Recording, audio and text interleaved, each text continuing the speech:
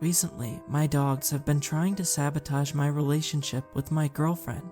At first, I chalked it up to unfortunate accidents, little mishaps that could be easily explained away. But now, I'm certain that they had malicious intent. Megan and I have been dating for a little over a year. We met in undergrad, and we instantly clicked. My pups, 2 border collies named Benny and Rose, had never had any issues with Megan in the past. In fact, she adored those little furballs. Around our 1-year anniversary, though, things changed. It all started one cold January night. Megan and I had just come back from seeing a movie, and I was exhausted. Between my less than ideal day at work and the rambunctious teenagers rudely disrupting everyone else's experience in the theater, I was mentally clocked out. I tossed my jacket onto the coat rack while Megan plopped onto the couch. I began to approach the back door to let the dogs in. Hey, babe, can you, hold off a little on letting Benny and Rose in? I'm scared they'll get mud all over my new shoes. Hon, it's cold out. They've been outside for long enough. Here, give me your shoes and I'll make sure the dogs don't get a hold of them. She quickly glanced down at her feet and then back to me. It's just, this outfit cost me a lot of money and I don't want it to get dirty. Can you please just wait a little bit? I sighed. Look, I'll make sure to wipe their paws off at the door. It won't be an issue, I promise. She gulped, eyes darting around the room. Okay, I guess. I furrowed my brow as I stooped to clean Benny and Rose's muddy paws. They rapidly licked my cheeks as I did so, yelping with excitement. Once I'd thoroughly scrubbed their paws off with a beach towel, I let them loose into the living room. The hair on the scruff of their necks immediately stood on end upon laying eyes on Megan. A low menacing growl began to emanate from deep within Rose's chest. Benny snarled, teeth bared, as my terrified girlfriend cowered on the sofa. Benny, Rose, no, go to your kennels. They timidly scurried off, tails between their legs. I'm sorry, babe.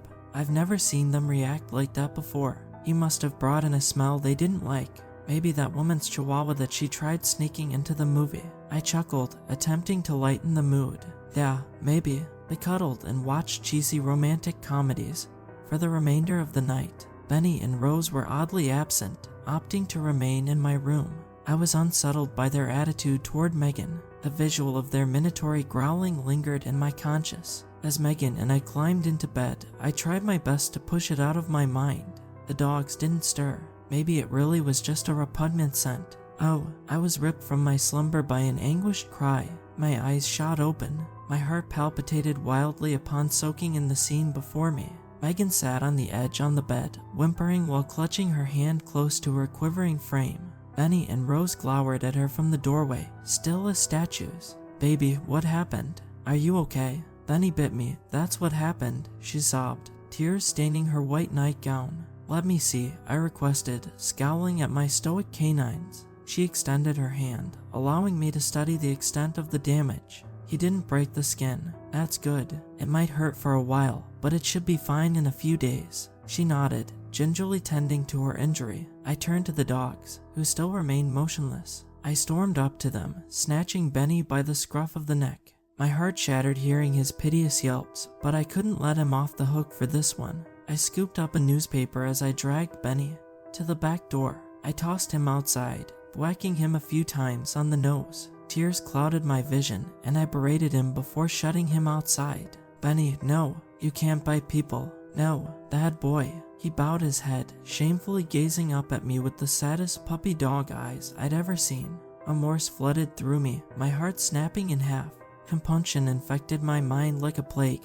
As I turned to shut the door, Rose scampered outside before I could do so, joining her companion. I trudged back to my sniveling girlfriend. I am so sorry. Benny's never even come close to biting someone before. I don't know what's come over those two. It's like they're completely different dogs. Megan glanced up at me, and I tenderly wiped away her tears. It's okay. It's not your fault. You know I love Benny and Rose. I don't know why they're acting this way toward me. She broke down into hysterics, wetting my t-shirt as I held her close to my chest. Something was wrong with my dogs, and I desperately needed answers. I didn't see Megan again for the rest of the week. She was busy studying for her online graduate program, and my job drained me both physically and mentally. My firm had landed a big new client, so I needed to put my best foot forward to ensure that everything was up to their standards. While it was exhausting, it did the trick to eradicate the memory of Benny's wrongdoing from my conscience. The dogs had returned to their normal playful selves, and things were going without a hitch. That is, until Megan returned. We settled in for the weekend, snuggled in each other's grasp. It would be yet another relaxing couple of days doing nothing but watching movies and decompressing, just the way I liked it. Benny and Rose still acted strangely toward Megan, avoiding her every chance they got. It wasn't until Sunday that things escalated, though. Hey, babe, what did you do with my other sock? Must be in the dryer. Do you mind going down to the basement to get it while I finish folding? Sure, I'll be right back. She wasn't gone for a minute when I heard it. A deafening scream followed by something heavy crashing down the stairs. I bolted to the basement, my heart threatening to leap out of my chest. Panic struck me like a lightning bolt. As my gaze settled upon my girlfriend, Megan had tumbled down the stairs. She lay in a sobbing heap at the bottom step, crumpled into the fetal position. I rushed over to her, dread seeping into my heart as the dogs watched, stony-eyed and unfazed, from the doorway.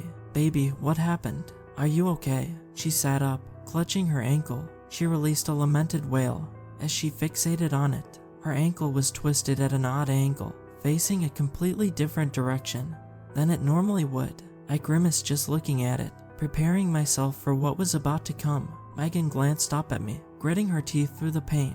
Jack, Rose pushed me down the stairs. I couldn't believe my ears. Rose had never hurt a fly. She wasn't capable of such a nefarious act, right? I turned to my emotionless hounds, then back to my girlfriend, unsure it was some kind of mistake.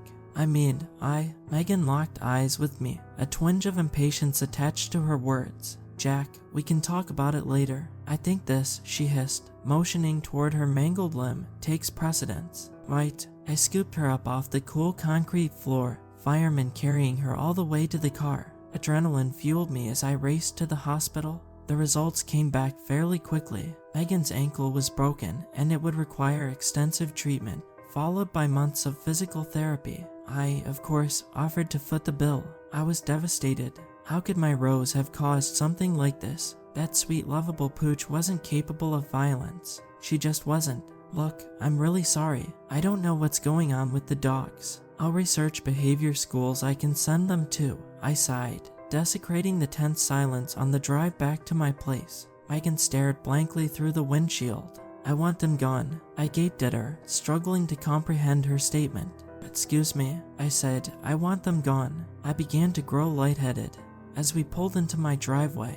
You aren't seriously asking me to give them up, are you? They're my world. You know that. Jack, it's either me or them, and if you choose them, we are done. Done, she shouted with frightening finality, slamming the car door and hobbling inside. I sat there in shock, that solitary word joggling around in my head like a bouncy ball. After what felt like hours, I silently followed her into the house. Megan stayed in my home. While she recovered, it was what was best for her. All her family lived out of state, so I was the only one capable of tending to her.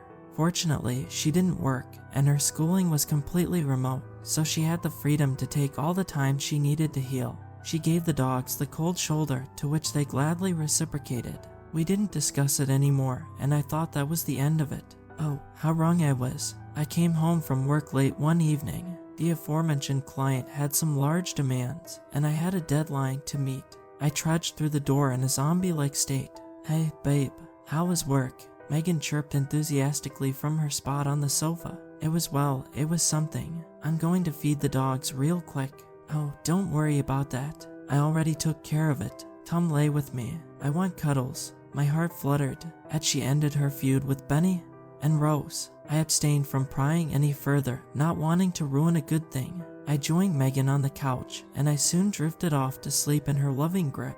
I awoke to a snoring Megan and no dogs in sight. I checked my phone. 5 minutes past midnight. I cursed, agitated that I allowed myself to fall asleep and leave Benny and Rose in the cold. I rushed to the back door and flung it open. Benny rubbed up against my leg, nuzzling my hand. Rose stood next to her dog food, whiny and stomping her paws in the grass. That was strange. Their bowls were filled to the brim. My heart sank at Benny, and Rose refrained from eating because Megan was the one who fed them. I collected their bowls, prepared to replace the supposedly contaminated food.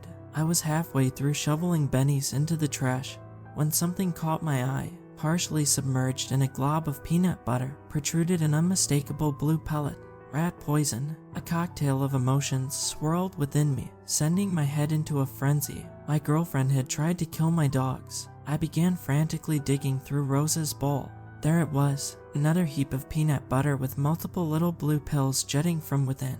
Shock transformed into full-blown rage, and I furiously marched over to Megan's slumbering form on the couch. I shook her shoulder, itching for answers. I needed to hear it from her. Megan, wake up. She groggily rubbed her eyes, looking around the room dazedly. What's wrong?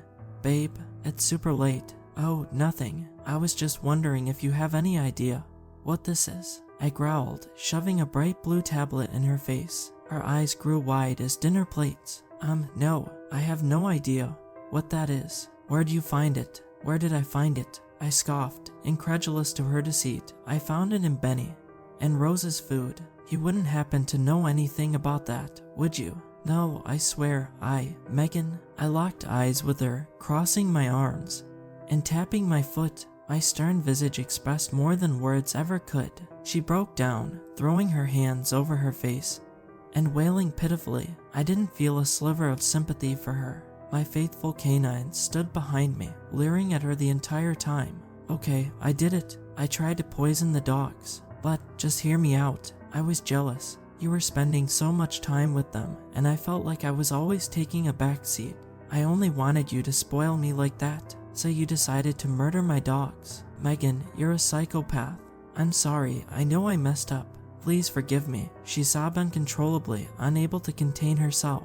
I need some time to consider it. I think it would be best if you leave for the time being. I called an Uber, and she was gone in less than half an hour. It's been a week since then. Megan has been blowing up my phone with profuse apologies. I'm still struggling to decide if I should give her a second chance. Maybe she's right. Maybe I haven't been giving her proper attention. But that's still no excuse for what she did. Benny and Rose have been happier than ever now that she's out of the house. My heart floods with unbridled adoration every time I lay eyes on them. They truly are my pride and joy. Whatever happens next, I'm satisfied to know that my two best friends will be right here by my side.